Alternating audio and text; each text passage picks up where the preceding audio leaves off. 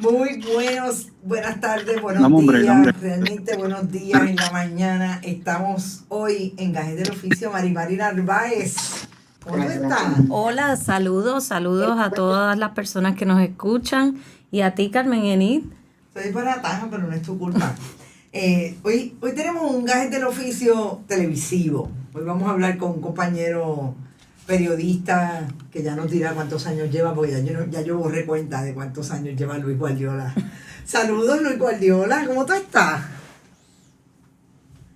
Hola. Luis Guardiola, tú tienes mala señal. No tenemos a Luis Guardiola en el estudio porque pues, ustedes saben cómo es trabajar. Esto es parte de los gajes del oficio. Pero Deja ubicarme. Se está ubicando. Mira a ver si me escuchas mejor ahora. Ahora yo lo escucho perfectamente, señor presidente. ¿Cómo estás tú? Saludos. Gracias a Dios, todo bien. ¿Y ustedes cómo están? Bueno, pues nosotros aquí queriendo hacerte unas cuantas preguntas y tratando de ver si también podemos traer unas anécdotas para reírnos un poco.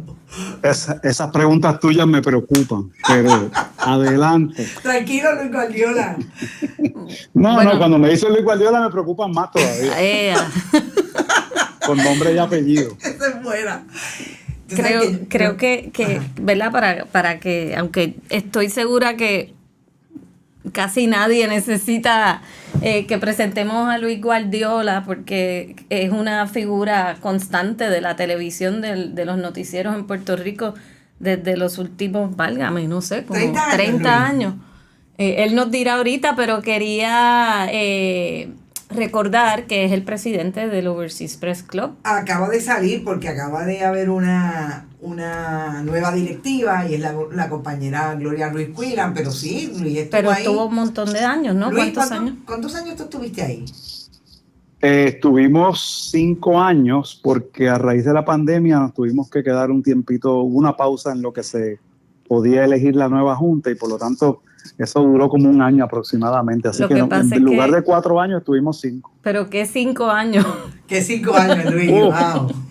Mira, imagínate, desde 2019, imagínate tú qué año para comenzar. Bueno, un buen año 2019. Para comenzar. Luis, ¿cuál es tu segundo apellido? Rivera. Mi mamá es Rivera. Mi mamá es Rivera Román, de Dorado, Puerto Rico. No, está bien, porque hay que recordarla, porque imagínate tú, Luis Guardiola. Claro, ahora todo el mundo usa el segundo apellido y yo no lo uso porque ya no creo que haga falta, pero ahora todo el mundo usa su segundo apellido y me parece muy bien. Claro, o sea, pero es que sí, cuando nosotros empezamos era solamente uno, en el caso mío era porque era demasiado largo Betancourt y no cabía supuestamente en el bailán. Qué buena excusa, no. A mí ahora me llaman todos los periodistas, aún los que saben que mi primer apellido es Mari, me dicen Narváez. Y eso suena como que soy la agente Narváez del precinto de Bayamón. Algo así. Pero Luis, pues yo quisiera empezar contigo sobre qué te dio con ser periodista de televisión. Si es que esa fue tu primera mirada a este oficio. Pues mira, no fue mi primera mirada, ni siquiera el oficio fue mi primera mirada. Cuando yo termino la escuela superior y me aceptan en la Universidad de Puerto Rico, mi sueño, mi meta, mi objetivo era complacer a mi mamá, como le pasa a mucha gente, ¿verdad? Uh-huh. Mi mamá quería que yo fuera médico, pues yo quería complacer a mamá. Y tenía notas, no digamos extremadamente sobresalientes, no era alto honor, no fui alto honor en la escuela superior, fui honor, pero no alto honor. O sea, yo no tenía las notas para llegar allá, pero hacia allá me dirigí. Rápidamente me di cuenta que no, porque empecé a tomar unos cursos en universidades de cálculo en verano y de física y química en el primer semestre, mientras al otro lado tenía ¿verdad? Las clases de humanidades y de otras materias que me llamaban mucho más la atención. Así que rápidamente yo me di cuenta que no. ¿Qué hice? Pues busqué orientación en la misma universidad, en el recinto de la UPR en Río Piedras, en la Facultad de Estudios Generales había orientadores y yo pues fui donde uno, le planteé mi situación y me ofreció una prueba de aptitud. Ajá. Y yo le dije, pues chévere, tomamos la prueba de aptitud y vemos de ahí cómo partimos. Cuando él me evalúa, posterior a eso, me dice, mira, tú estás más en el área de español, de comunicaciones y de ¿qué? Comunicaciones, pero comunicaciones que uno estudia ahí. Pero pues relaciones públicas, periodismo, y yo dije, ok, para ahí es. ¿Qué tengo que hacer? Tomar un examen. En ese momento se tomaba un examen para entrar a la COPU, a la Facultad de Comunicación Pública. Tú eres Pública. de mi época, teníamos que coger un examen. Estamos hablando de 1980. Y tomé el examen, correcto, tomé el examen y me aceptaron y ahí comencé en COPU. Y luego de eso, en el 81 vino la huelga. Me esperé un tiempo largo, ya en enero del 82, digo, pues me voy, porque esto no termina. Me fui para Sagrado Corazón. Tú fuiste de los que terminaste en Sagrado. Y yo terminé en Sagrado. En Sagrado el énfasis era bastante fuerte en medios electrónicos. Sí. Sobre todo en televisión. Sobre todo en televisión. Y pues yo fui corriendo las bases, ¿no? De todas las materias, prensa escrita, redacción. Yo cogí clase con Rafael Castro Pereda ahí en el Sagrado Corazón, con don Aníbal González Irizarry, Carmen Sara García, que es una de las grandes figuras de esa universidad en esa. Sí, me enteré. Y entonces se fue dando ¿verdad? La formación sin yo todavía sospechar que yo iba a trabajar en televisión. Yo miraba el periodismo como algo que poco a poco se me fue revelando como una vocación que yo tenía desde antes, sin saberlo. Yo había hecho cosas que, ¿verdad? En ese momento se fueron revelando a mí como un rompecabezas. Por eso me pasó esto, por eso yo hacía aquello, por eso me gustaba esto. ¿Que te gustaba dar cara? ¿Te gustaba dar cara? O sea, No. Bueno, yo me gustaba dar cara. En la escuela yo hacía obras de teatro con los compañeros, etcétera. Eso siempre me gustó. Pero me gustaba el periodismo, o sea, me gustaba leer el periódico, me gustaba saber lo que estaba pasando, me gustaba estar al día en las cosas que ocurrían en el país. Quería estar informado. Y yo siempre hago esta anécdota. Yo repartía periódico El Mundo en aquella época. Yo llegaba a la casa con mi periódico y no había quien me tocara una de las secciones del periódico El Mundo hasta que yo terminara de leer el periódico. ¿Tú eres de Carolina? Nadie lo podía tocar. Yo soy de Carolina, sí, criado en Carolina. Muy correcto. Bien. Y entonces, poco a poco eso, mis estadías en verano con mi abuelo, que era también una persona muy, muy leída, muy pendiente de las cosas que pasaban en el país, y una serie de eventos pequeños y medianos que después me fui dando cuenta, mira, el periodismo es lo que yo quiero ser, lo que yo quiero hacer.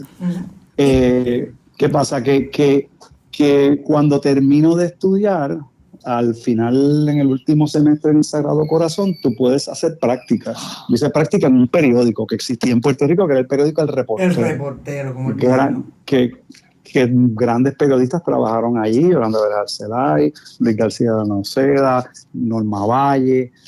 O sea, si empiezo, no termino.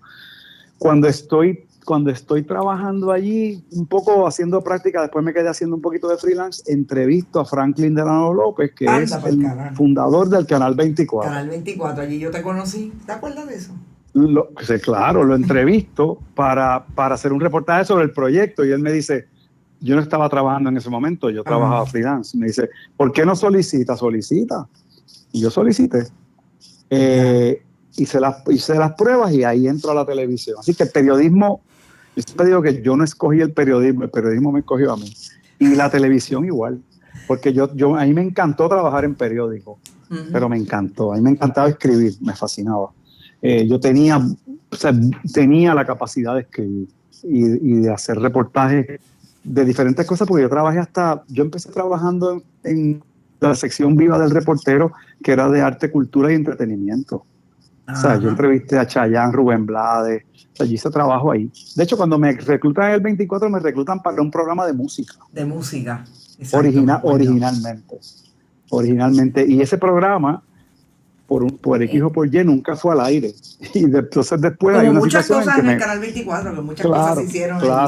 Claro. Luis, sí, un proyecto tremendo, un proyecto tremendo. ¿Cuándo, si en algún momento durante, ¿verdad? Ya ejerciendo el oficio, ahorita hablaste de cuando se te empezó a revelar de qué se trataba esto del periodismo, ¿cuándo o en qué circunstancias te diste cuenta de la relevancia o de por qué querías hacer esto durante tanto tiempo? Porque llevas toda la vida dedicado a esta profesión.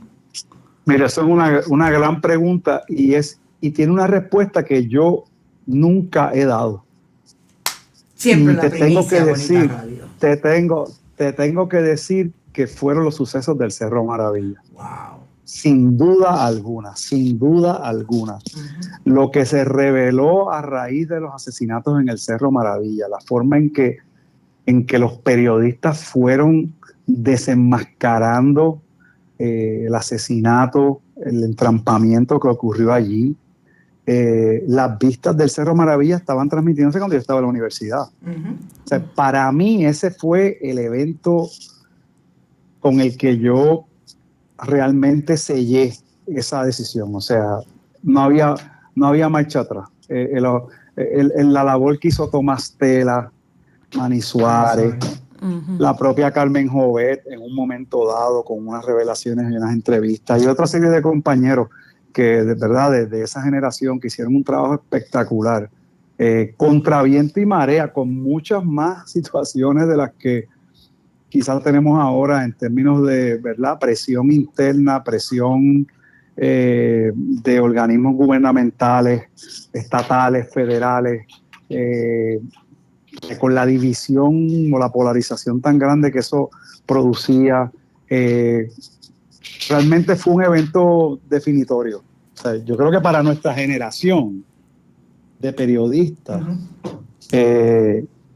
Ese evento tiene que haber marcado a todos nosotros de una forma u otra. O sea, porque es que fue demasiado grande para Puerto Rico. Fue horrible, fue vergonzoso, pero al mismo tiempo fue realmente, ¿verdad?, estimulante y esperanzador que hubiera un periodismo que se dedicara a revelar la verdad. Uh-huh. Estuviera donde estuviera y tocara a quien tocara, ¿no? Y me parece que ese fue.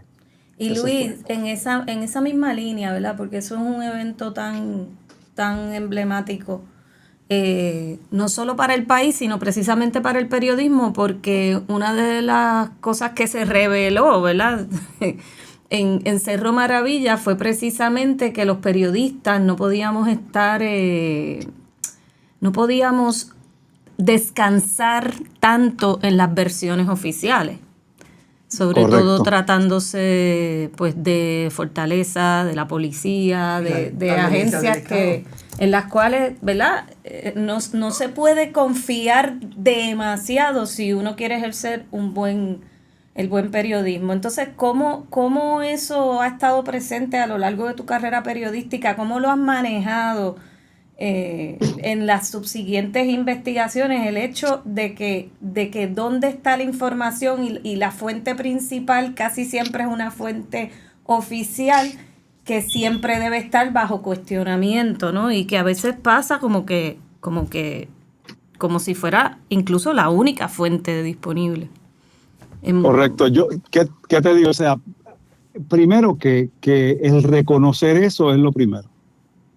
Que la información oficial es eso, es la información que el Estado tiene o quiere ofrecer de un hecho, ¿no?, o de un evento.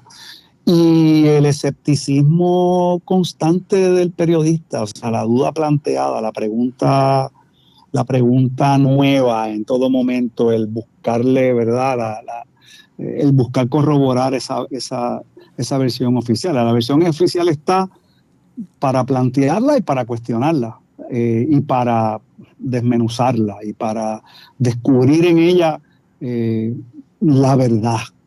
Que ¿verdad? Esto es una versión, esto no es la verdad oficial, esta es la versión oficial. Y la verdad es otra cosa. Y es importante que lo entendamos, y es importante primero reconocerlo para poder entonces trabajar con esa versión oficial como corresponde. Así que Yo creo que a nosotros nos toca ese rol.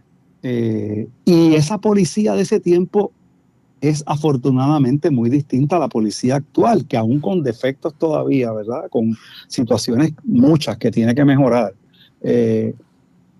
Ya no es aquella policía. No nos llamemos engaños, todavía acorralados por situaciones que, ¿verdad? Que son difíciles, incómodas o que los ponen en una mala luz, pues cualquier organismo gubernamental va a tratar de hacer o de construir una versión que le favorezca. Eso siempre va a ser así. No debería ser así, pero siempre va a ser así. Y nos toca a nosotros desenmascarar eso si es necesario. Pero fíjate, ahora mismo hay un manifestante que está bajo amenaza de unos policías, que es este muchacho, Eliezer Molina. Eliezer Molina, que se está denunciando, ¿verdad? Que sí, hay esa es la denuncia que se hace. Fíjate, me parece interesante que tuvo un poco distancia en la policía del 1978 a la policía de hoy. Definitivamente sus diferencias hay, y sobre todo desde el punto de vista de cómo se constituye esa posibilidad de que hayan escuadrones de la muerte, como se identificaron en algún momento en la policía de Puerto Rico en aquella época. Lo que ocurrió es maravilla. Pero yo te pregunto, si tú no estás mirando, yo sé que todos nosotros tenemos unas coberturas bien distintas, sobre todo cuando están en medios tradicionales. Ustedes a veces lo ciñen a ciertas coberturas, pero en términos generales tú eres igualmente consumidor de medios.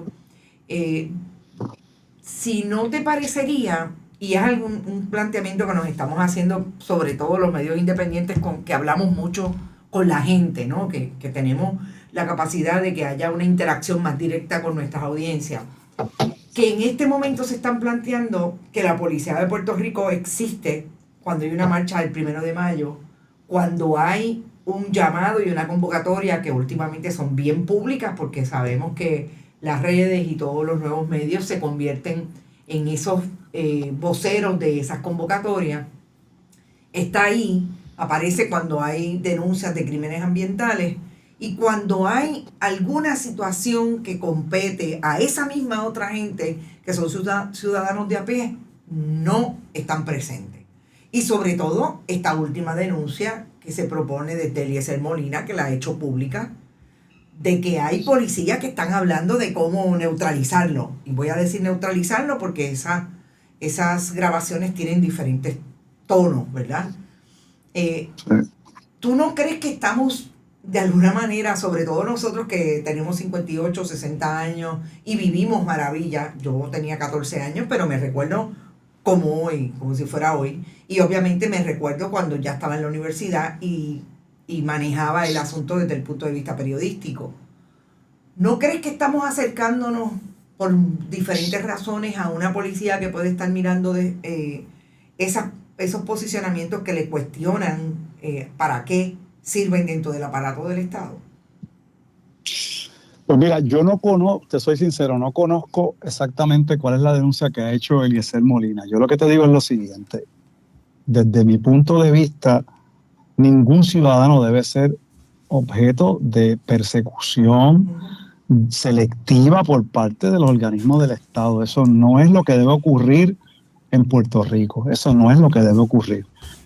Yo sé que hay, ¿verdad? Por lo que uno ve que ha ocurrido en la policía, ha habido unos cambios importantes en unos aspectos de cómo se trabajan las cosas, ¿no? Y hay un caso abierto, o sea, hay una monitoría en este momento sobre la policía que algo ha producido, ¿verdad? Porque el más escéptico dirá, pues son los mismos, las autoridades federales van a velar porque la policía pueda hacer lo que quiera para hacer ciertas cosas, pero tampoco podemos recurrir al extremo del, ¿verdad? Yo quisiera del que fuéramos y no creer en nada, pero no digo por nadie en particular, claro, lo que me refiero es a que es importante ver que hay cosas que sí han cambiado, algunas yo entiendo que han cambiado para mejorar, y eso no quiere decir que la policía está cerca de lograr ser una policía totalmente profesional y ajena a situaciones que pueden ocurrir en términos personales, y eso no debe pasar, porque pasó con periodistas antes. Claro, ha pasado todavía. Incluso, y entonces, y no debe pasar con ciudadanos, mucho menos.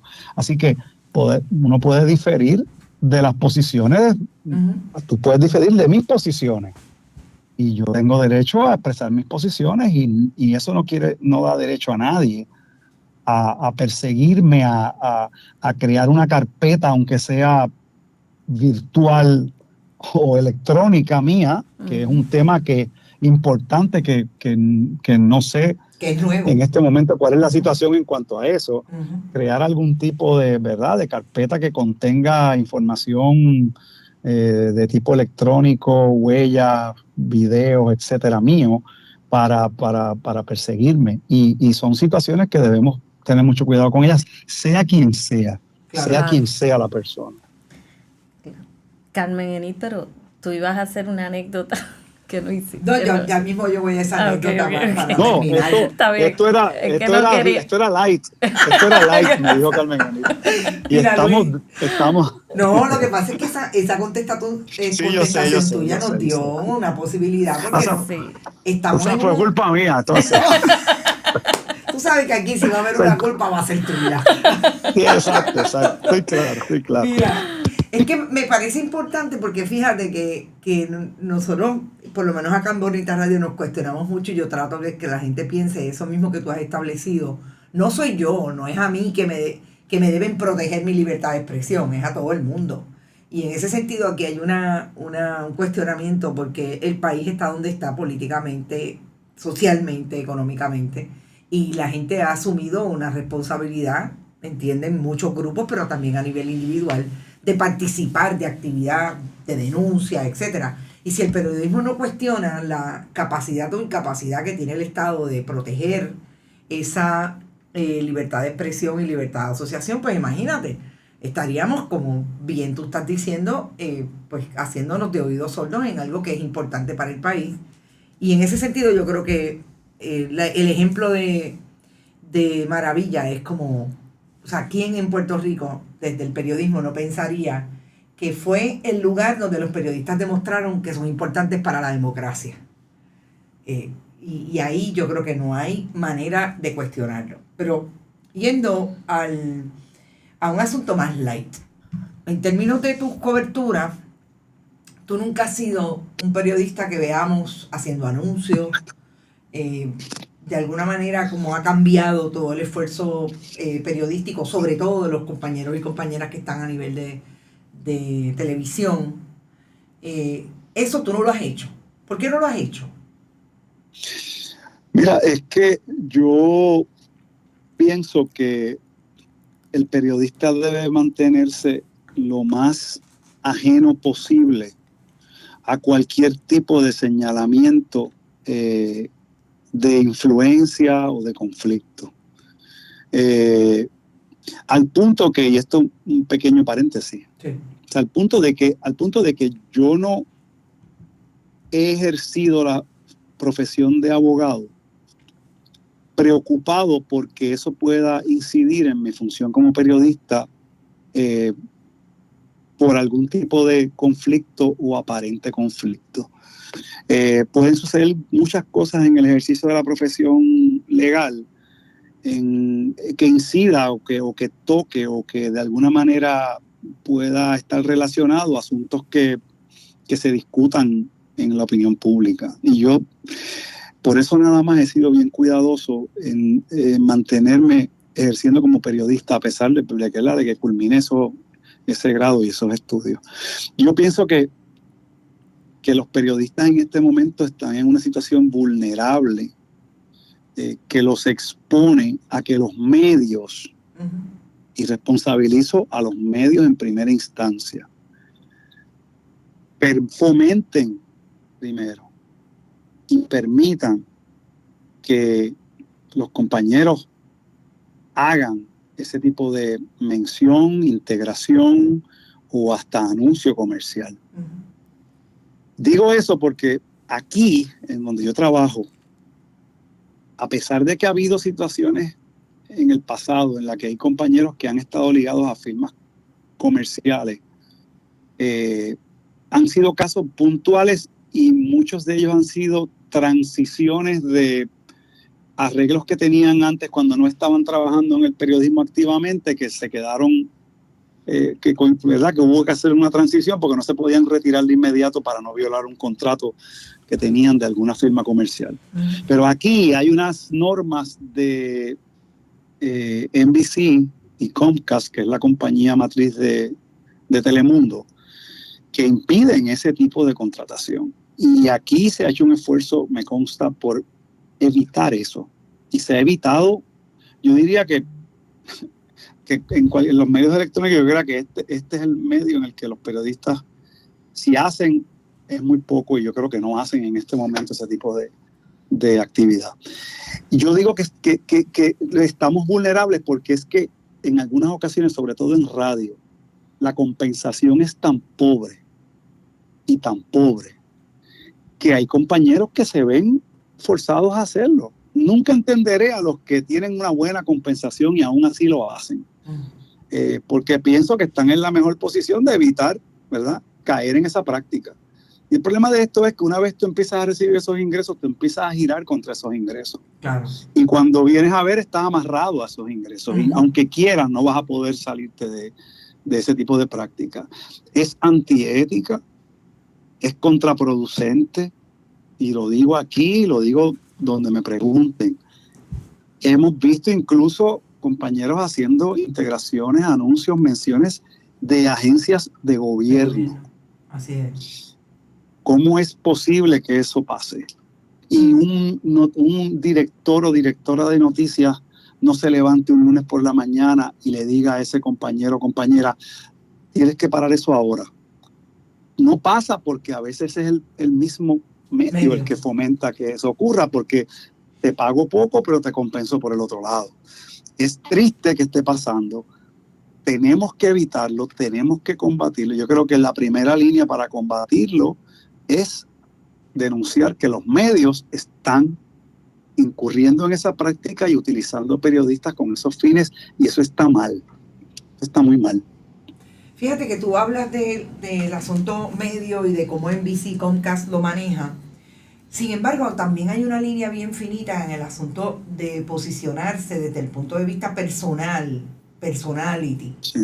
Yo no les quiero llamar influencer, pero el personality, porque entonces ahora no solamente es importante que tengas un contrato con X o Y firma, incluso de gobierno, sino que también digas cómo es que tú pasas tus vacaciones, cómo es que tú manejas las cosas con tus hijos y tus hijas, o sea, hasta dónde. Y yo tampoco te he visto en esas a ti, o sea, yo sé que tú has tenido algunas intervenciones de tu vida personal que han salido de programas de chismes, etcétera, pero no, tampoco te veo utilizando tu vida personal como este referente para que la gente diga, ay, qué chévere este tipo. Y entonces, pues, como que consuman supuestamente más el medio de comunicación en el que tú trabajas.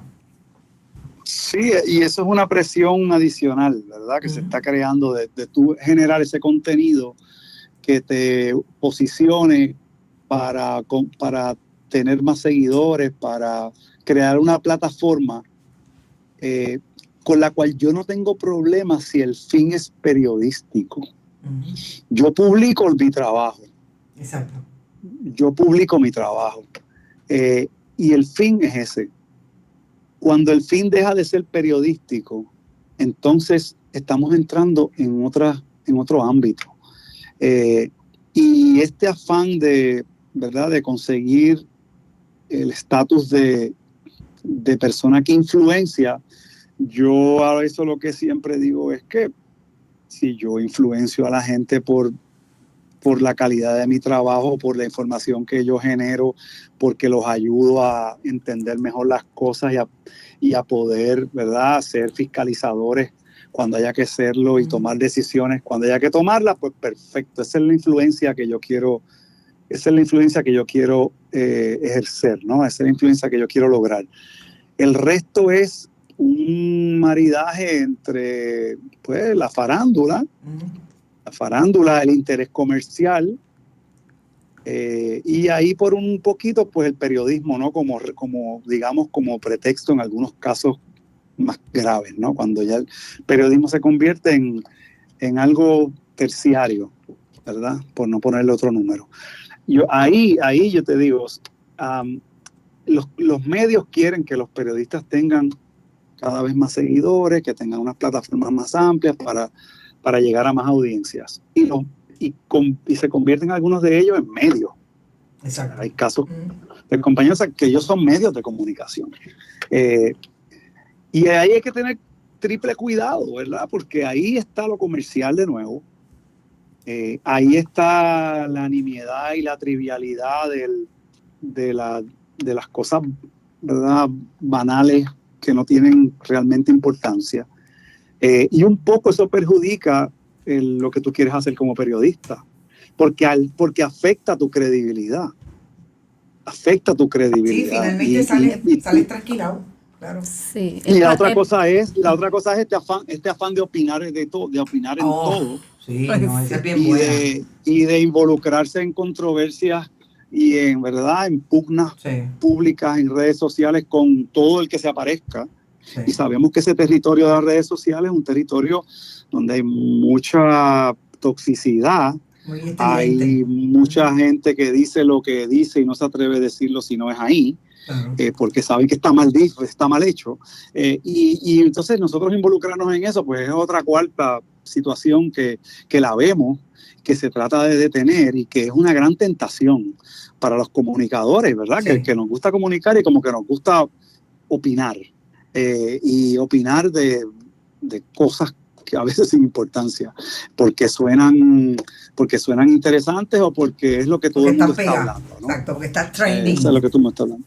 Claro, y hay que ejercer un poquito de prudencia y de juicio en eso, me parece a mí. Y tenemos unas generaciones jóvenes que crecieron con un teléfono celular en la mano, que para ellos es muy natural, que yo creo que si lo utilizaran para hacer mejor periodismo, wow, serían multiplicidades, tenían un alcance, unas plataformas tremendas y sería excelente y todavía lo pueden hacer.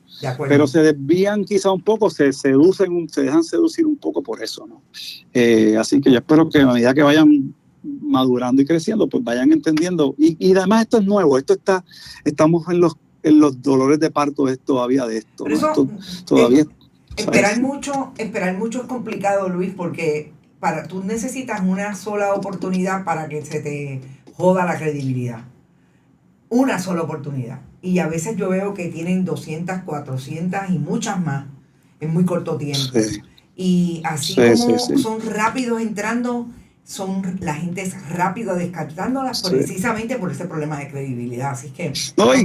y no se han dado cuenta que en la medida que ocurra algo así, el medio que te lo permitió, claro, te saca. Te va a reclamar. Claro que sí, te saca. Te va a reclamar. Mira, ya la gente no te cree por esto, por lo otro, ya has perdido en el hit parade público, ya no estás. Y entonces eso es un problema, porque debe ser tu trabajo el que hable por ti, no todas esas... No todo ese ruido. Y el medio, como nos decían en las escuelas de periodismo, que el gran filósofo McLuhan decía que el medio es el mensaje.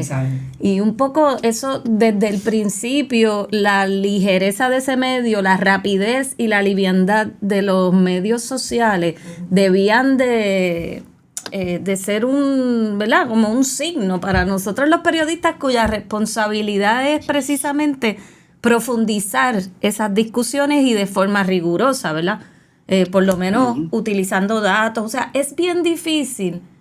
A nosotros nos pasa, aunque no somos un medio de comunicación como tal, pero es bien difícil tratar de responder con esa rapidez y al mismo tiempo tener rigurosidad. Definitivo. O sea, es prácticamente imposible. Sí, nosotros aquí lo que hacemos es que o lo referimos o si yo tengo la contestación, pues la contestación desde el punto de vista periodístico, pero si no, te refiero a la próxima nota, vamos a manejar eso, porque es que es imposible. O sea, nosotros, y en ese sentido estoy súper de acuerdo con ambos, tenemos que circunscribirnos a una rigurosidad y no puede ser en ese momento. Sí. porque hay Correcto, contenido que tiene valor periodístico. O sea, ahora se habla de los contenidos, ¿verdad? Ahora no se Sí, habla sí, sí. de las investigaciones periodismo. o de periodismo, los Sí, contenidos. sí, Y sí. hay algunos contenidos que tienen valor periodístico. Claro. Pero eso no significa Claro. que esas personas estén manejando la información de forma periodística. Claro. Y eso, Claro, y esa es correcto, una súper correcto. diferencia, pero yo no me quiero ir sin hacer Claro. la anécdota, Luis. ¿Tú te acuerdas que nosotros cubrimos? Y yo sé que Luis tiene que irse porque tiene compromisos con el trabajo. Nosotros cubrimos el juicio del Instituto del SIDA. Sí, eso fue grande. Eso fue grande. Bueno, cubrimos realmente 2 juicios grandes. Ya en el tercero Sí, yo no sí, estaba, pero en uno de esos juicios, en un momento dado, que estábamos allí en aquella oficina de prensa que tú sabes que no cabíamos, porque sí. obviamente eran juicios que llevaban muchos periodistas, todo el mundo iba a cubrir eso. Entró el juez Fusté, que veía ese caso, estaba el jurado deliberando, y el juez Fusté saca la foto de un bebé. Y Luis le dice, ¡qué bonito es su nieto! ¡Es el hijo! Le dijo Luis. Luis, yo nunca me voy a olvidar de la cara tuya, de la cara de todos. Sí, eres el hijo. Es el hijo, cara debe tener 18 años quizás. O 20, porque aquello fue en 1999. Pero es uno de los cuentos. Sí. De los cuentos que más a mí me satisface hacer. Porque todo el mundo estaba como tan cansado. Y este tipo llega con la foto del muchacho. Nos reímos. Él se tuvo que reír. No había otra opción. Eso le pasaba a mi papá todo el tiempo. Le decían, Don Juan, con las nietas, paseando a las nietas. Y él decía, no, son mis nenas. Ahora me pasa a mí, pero es cierto. Ay, no me digas, es ahora verdad. Me pasa a mí, pero es cierto. Exacto. Ahora tengo mis nietos, pues ahora sí es cierto. Porque tú eres abuelo.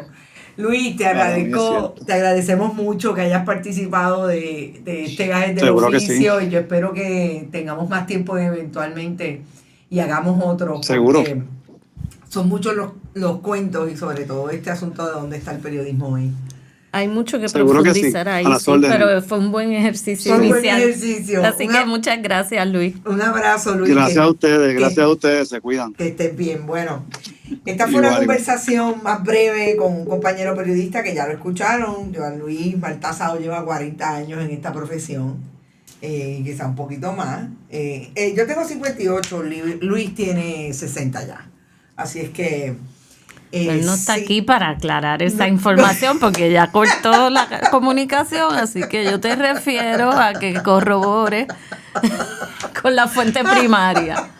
Bueno, pues eventualmente corroboramos con la fuente primaria. Fíjate qué interesante, me voy a quedar 30 segundos, qué sé yo, 2 minutos, para que hablemos de esa respuesta de Luis con relación a lo que está pasando en los medios tradicionales. Y digo tradicionales porque obviamente los medios independientes funcionamos de otra manera. Aquí, como en los otros medios independientes, no creo que haya un jefe que te diga, tienes que poner la foto con la nena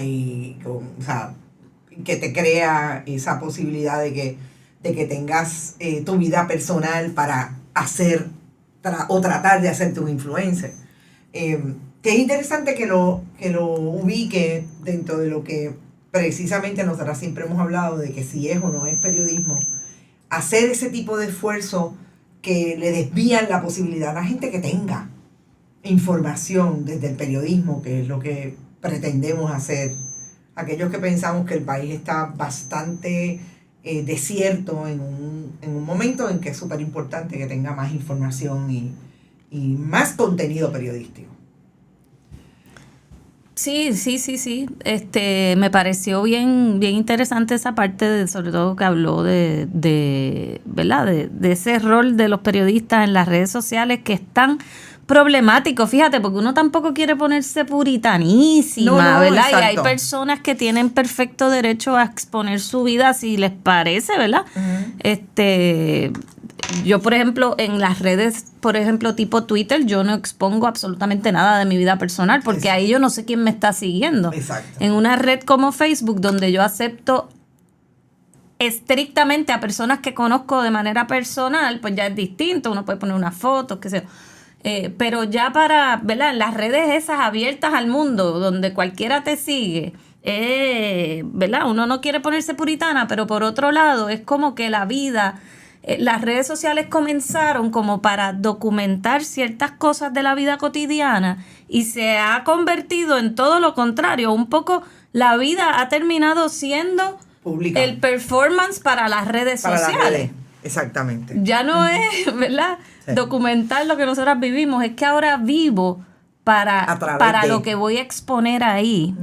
Y ahí, ¿cuánto se pierde de la información que se supone que nosotras estemos investigando, creando, divulgando, cuando tú estás dedicando tanto y tanto tiempo a poner la fotito de la niña, o de la boda, o de la cosa, o de las vacaciones? Selfie. Hay unas vacaciones que yo no sé, a veces yo digo, wow, ¿será que les pagan esos paquetes super mega exóticos y tú estás 2 y 3 semanas viendo sí. Uno se queda como el trayecto de fulana de tal no voy a decir destino para no. Vamos a decir destino para que no sepan que precisamente estuvieron en Egipto o una cosa así. Pero, perdón, fue sin querer. Es que... Pero es que es algo bien extraño. No, es extraño. Fíjate. Tú no sabes qué intereses económicos hay detrás. Ahí. ¿A qué tú estás promoviendo? ¿A quién están promoviéndome con esta historia de qué sé yo, de una pareja feliz? O de un supuesto viaje de vacaciones. O de ¿qué es lo que me están... ¿verdad? ¿Qué es lo que me están tratando de que yo consuma sin saber? ¿Cuál es el mensaje que me están enviando? Volvemos, McLuhan, viejísimos en el análisis teórico de comunicación, pero vigente. El medio es el mensaje. Sí. Y es un medio en sí mismo. Esa utilización de crear productos de contenido alrededor de una persona que va a influenciar entonces tus conductas. Y por ahí empiezan hasta me cansé. ¿no? Y entonces empiezan ¿cómo se llaman? Los algoritmos también. Algoritmos, o sea, me está empujando toda una serie de algoritmos y de productos de consumo y hasta anticipando, ¿verdad? Entonces, ¿cuál va a ser mi postura en ciertos asuntos?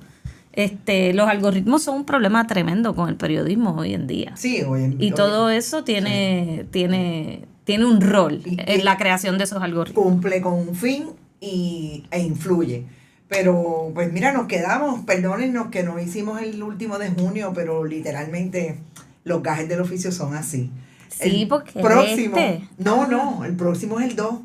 No, es que realmente nos fuimos por la calle en medio. Pero en los gajes del oficio definitivamente nos están afectando. Se pueden imaginar el 2, es verdad. Todo el trabajo que tenemos, pero lo vamos a publicar. Este es el de... Exacto. Pues está bien. Este es de junio y julio. Exactamente. Mire, cójalo por 2. Nos vemos, Mari. Será hasta la próxima. Muchas gracias. Saludos.